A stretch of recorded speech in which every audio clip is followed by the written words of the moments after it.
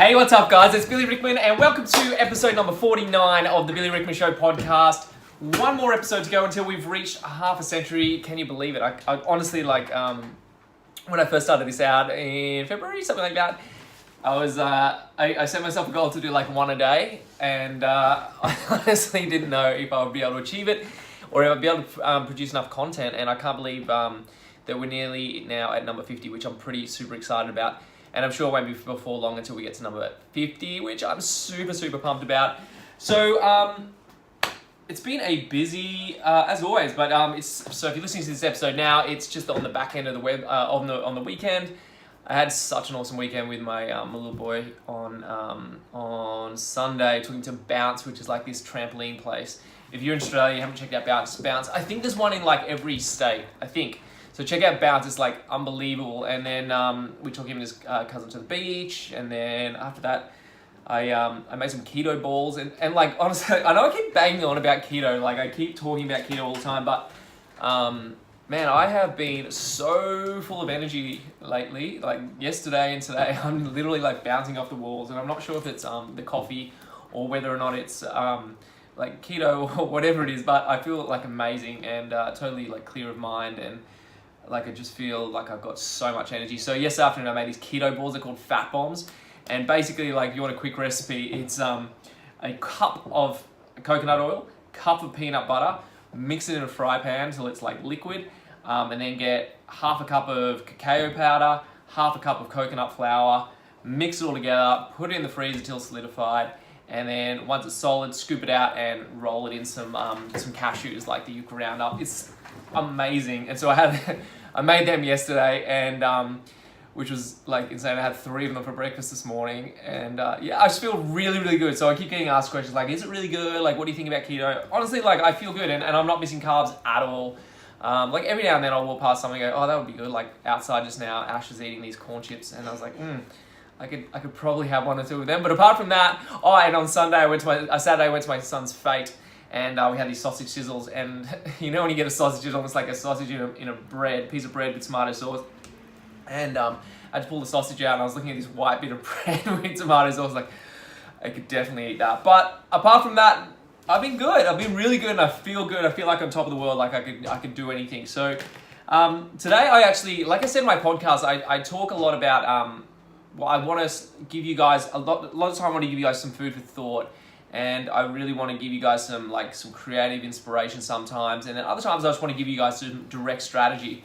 And so today, this is one of those direct strategy sessions, and I think it's probably, it really came out last week, but I've had this same conversation with maybe 1 or 2 other people as well as the one I had last week, and so essentially, like, I was on the phone last week, and this person I was talking to that was saying, that they're sick and tired of everybody getting paid except them, and like they've got some old debt that they have to pay, and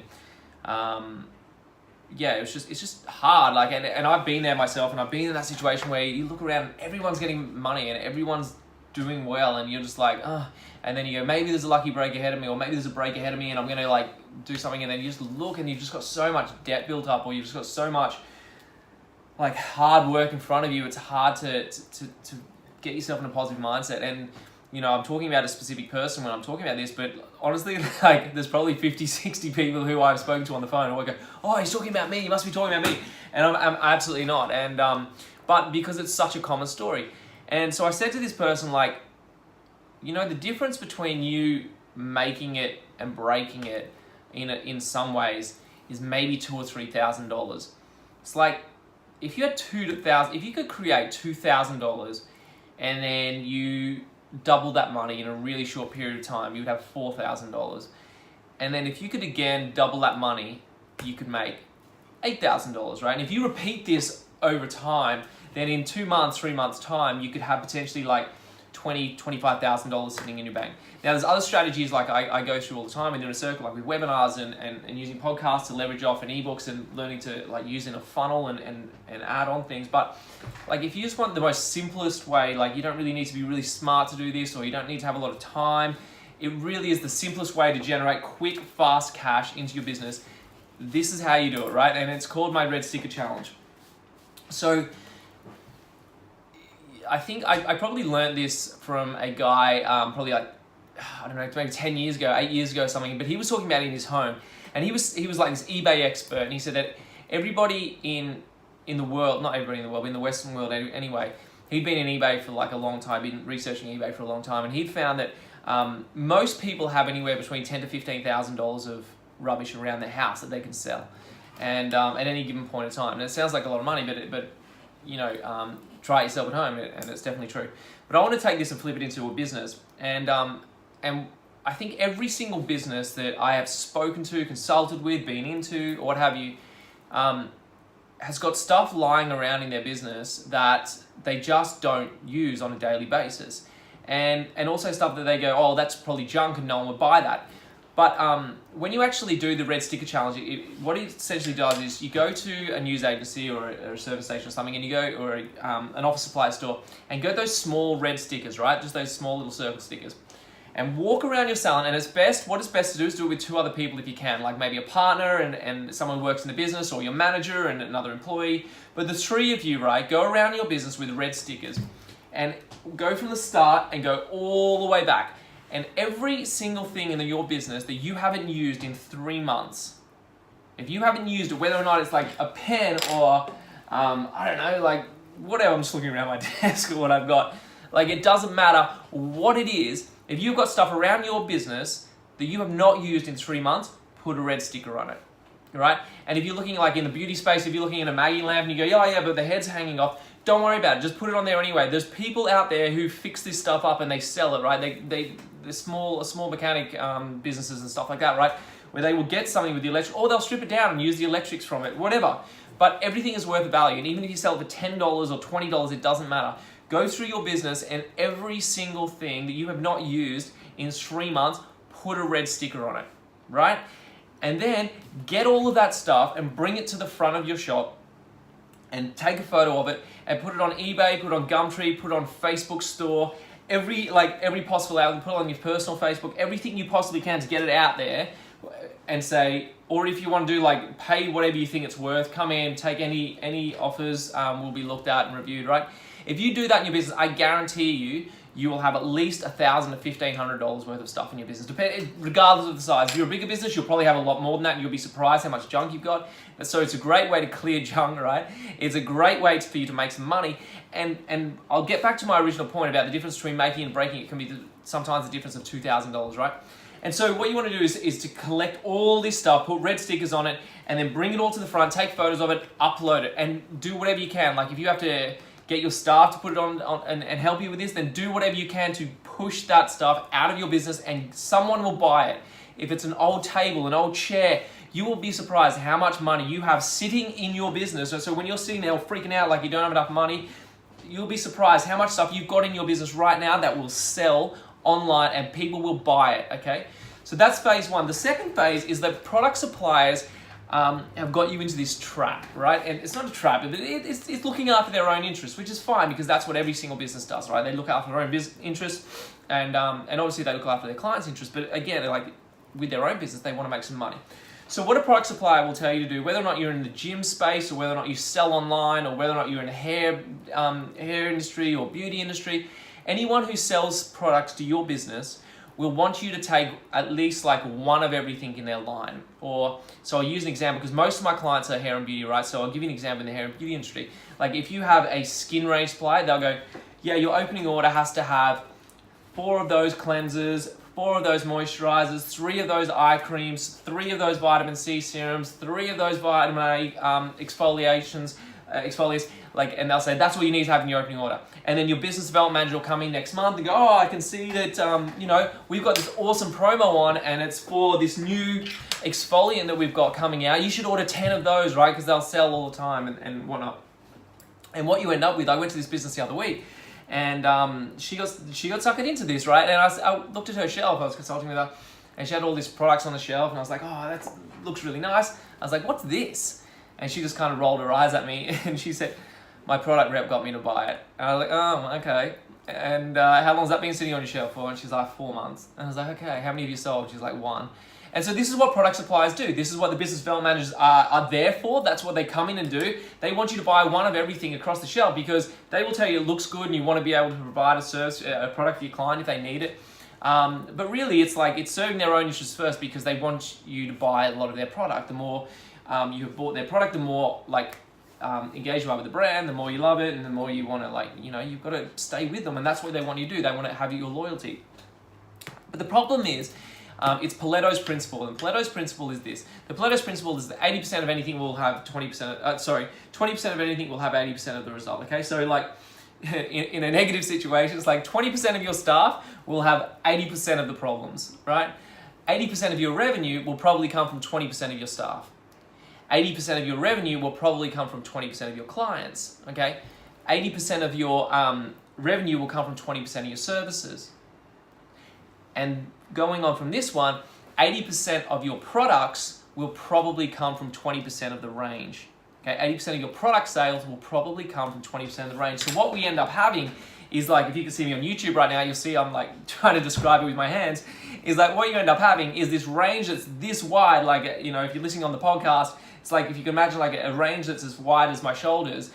But the problem is those on the 2/3 on the outside, either side of the middle third, it's they don't sell and they're so slow to sell. And I want you to go and visualize and look at your shelves. Again, whether or not you're in hair and beauty or whether or not you're in the gym, in a gym space or e-commerce, it doesn't matter. If you're selling product, if you are in the product industry, you're selling product as part of your offering, then it's the Pareto's principle that 80% of your product sales will come from 20% of your products.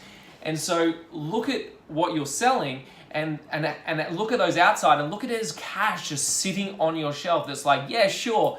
A client may come in and say, hey, have you got that eye cream? Or they may come in and you go, have you got that, that special scalp conditioner for this condition or whatever. Yes, those clients may come in, but they're not likely to come in. And so what you end up with is with this wide range of variety of products that really don't turn over and they don't sell. So going back to what I was talking about before about creating cash and having a cash injection in your business, what you want to do is to liquidate those stock items. And so if you don't understand what I mean by that, is liquidate is just turning something into liquid is turning it into cash, okay? So you want to take those items that haven't been sold. So again, using the red sticker challenge, if they haven't been sold in 10 weeks, I like to say 8, but I'll give you a little bit of flexibility on it. If they haven't been sold in 10 weeks, put a red sticker on them, put them on your front desk, and liquidate them for 75, 80% off. Now, your skincare suppliers or your stock suppliers will tell you, no, don't do that, it'll devalue the product and people won't buy them again in the future. Rubbish, they will.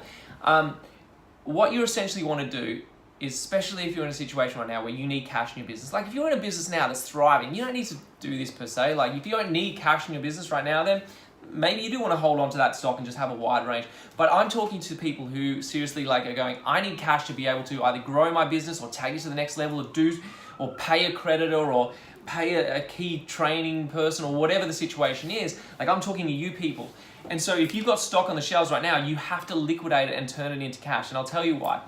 If you can put those on your shelf and say 80% off, right? And if the people say, why you got 80% off that? Well, you just need to come up with a reason why. We're discontinuing that line, or we're discontinuing those certain products for now. We're going to reintroduce them at a later date, but we're discontinuing them for the moment. So we're actually just removing them from the product line, and then we're going to be bringing in different products for you to be able to try, and products that we think will be better suited for you. And so if you phrase it like this, clients go, oh, okay, cool, yeah, I'll buy that, no problems. So they buy it, right?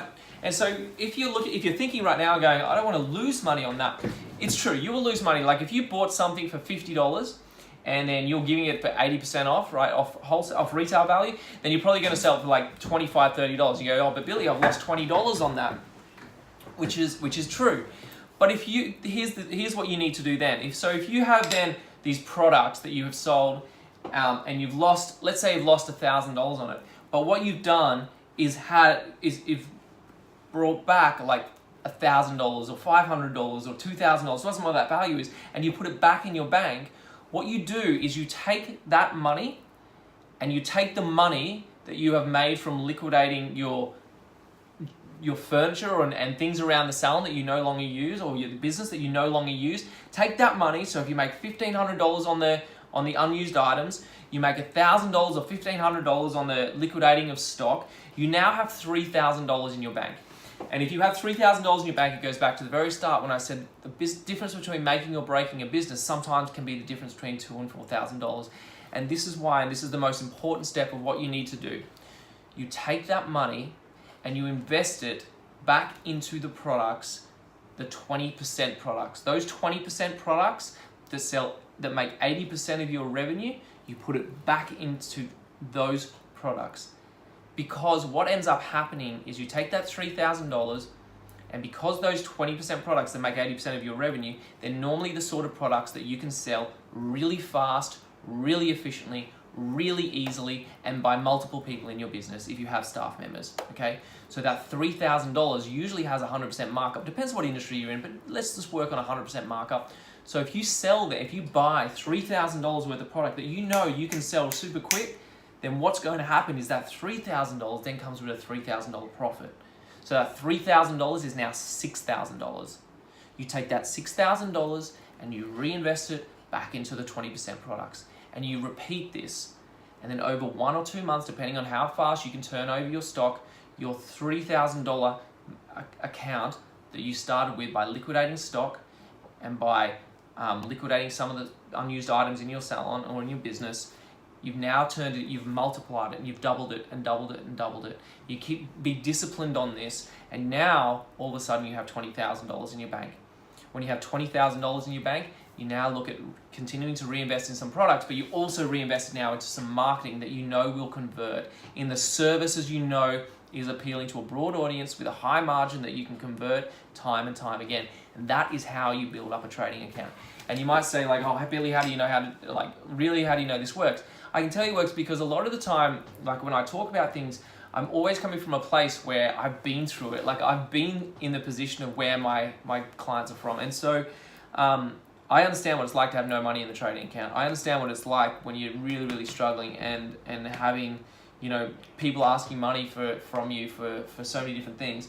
And so strategies like this have saved me time and time again in the past, and it's allowed me to build my own trading account. So that's my message today. It's a bit of a different one because it's really like a specific strategy, but that's really what I really wanted to share that with you today because I've spoken to a couple of people, like I said, over the past couple of days about this, and it really works. So if you're sitting there right now in your business and you're like, how do I get some cash injection? How do I get some more money? It can be the difference between $2,000 and $4,000, and you can make that $2,000 to $4,000 simply by liquidating your unused items and looking at the stock holdings that you've currently got, shrinking the size of your product range, and just selling it really, really quickly because you know that you have the ability to do so, and you quickly double that cash. And then when you have a good amount of money in your bank, then you can start making different decisions in your business about introducing extra lines and build that back out again. But right now you don't need it, and especially if you need money in your business. So that's my message today. I hope you enjoyed it. It's a little bit different. If you like the message today and you want a little bit more strategy like this that can help you in your own business and whatnot, and help you to grow, then let me know. Please subscribe to my YouTube channel. I still haven't given up. I want my 5,000 subscribers, so share this message. If you know anybody who you think would love this message, then share it and let me know that you love it. And please just go to YouTube right now, hit that subscribe button, and allow me to build my subscribers. I still haven't spent a cent on marketing now for, not a single cent, not even like promoting an Instagram post, nothing. I have not spent a single cent on marketing now for, it must be like 11 days, 12 days. And so it's absolutely killing me because I know I can like get my message out to a lot more people, but I really wanted to see how well I can do with this YouTube thing without spending any money and show people who don't have any money that they can too. So if you like this message, please hit the subscribe button. If you're listening to this on the podcast, go to my YouTube channel, look for Billy Rickman and add me on there and subscribe. And if you're on YouTube, then also look for my podcast, which is The Billy Rickman Show on iTunes and on Android as well. And also if you go to billyrickman.com/podcast, you can see links to all my different channels there. Have an awesome day today, guys. Hope you enjoyed it. And I look forward to presenting for you tomorrow for episode number 50, which I am super excited about. Enjoy your evening tonight, guys. See you later. Bye-bye.